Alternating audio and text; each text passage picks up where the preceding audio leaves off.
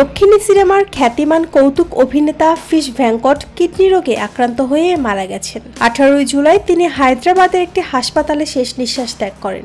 দীর্ঘদিন ধরে কিডনির সমস্যায় ভুগছিলেন এই অভিনেতা।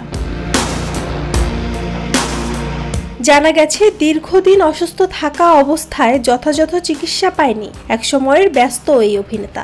এমনকি অভিনেতার পরিবার চিকিৎসার আর্থিক সহায়তায় প্রতারণার শিকার হয়েছে। মৃত্যুকালে তার বয়স হয়েছিল 53 বছর।